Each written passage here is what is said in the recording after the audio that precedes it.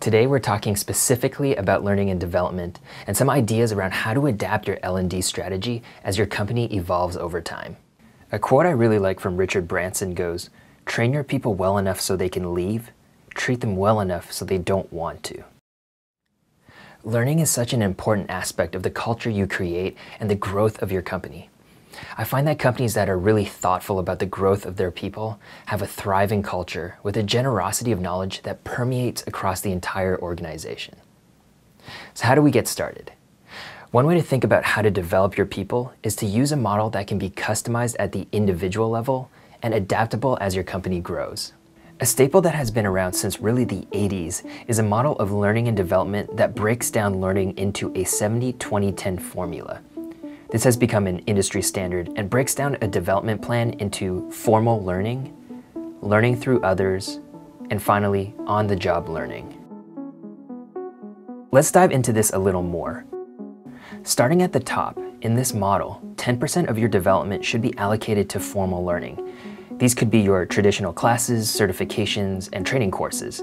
These can be online learning you assign, or a collaborative exercise where employees find their own courses that align with their growth areas. 20% should be learning through others. These could be more experienced peers, mentors, or coaches that are assigned to you internally, or strategic connections you make outside your organization. I think the best combination of mentors is a mix of people in and outside your company. It's a great way to gain and compare different perspectives and be exposed to knowledge that you may not find in-house. I believe we should be generous and supportive with our people's growth and not afraid of them seeking outside mentorship. We should actually encourage it. I know in the market right now there's a lot of fear and initiatives to retain employees, but going back to that Richard Branson quote, retention comes when you focus on treating your people well and creating a culture where they can thrive. All right, getting back to the model, the last part and the lion's share is 70% of on-the-job learning. This is taking a purposeful approach to the work that needs to be done, adding stretch assignments or projects that align with both the growth of the employee and the company. One of the most important things to think about as you're building out this model is matching strategy to situation. Understand where your company is and evolving the plan as the company grows and the business needs change.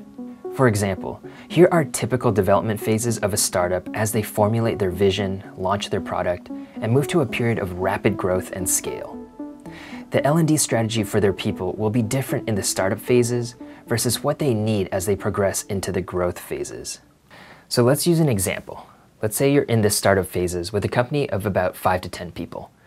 Marketing is currently done by the founders and consists of just a couple articles and social media posts a month. You have someone on your team that you believe can own this and drive it forward. In startups, your first 10 hires usually includes generalists that you send on these types of tours of duty to build out parts of the company. In this example, this can be a collaborative activity where you start by tasking them to figure out what a marketing associate does and to find training to help them build those skill sets. This could be writing workshops, marketing certifications, and training on marketing tools that they research and think would be useful to implement. Next, help them find the right mentors and coaches that could provide insight into where the company wants to go and be, and even find peers in your startup ecosystem that have been tasked with the same thing. Finally, lay out the on-the-job learning with key milestones that you want to see in the upcoming year. This could be in the form of owning the content, building out a marketing calendar with campaigns that align with the strategic initiatives, and maybe the implementation of some tools that will help you collect and assess the conversion data on those campaigns. The best part of following through with this plan is that when you enter the growth phases and need to begin hiring marketing specialists, you have someone who may be able to lead that team, or at a minimum, you have someone that will be able to bring more depth to the assessment of candidates during the hiring process because they've essentially done the job. Taking this model into the growth phases, an example could be sending a promising leader into starting a new division or entering a new market, maybe moving into Europe and launching an office in France. The 10% formal training may be language and culture training that's tied to leadership development for that area. The 20% mentors and coaches could be leaders that have done this before or are local in that market to help determine what people, process, and technology they can replicate and integrate with headquarters, or maybe need to redesign completely for that market.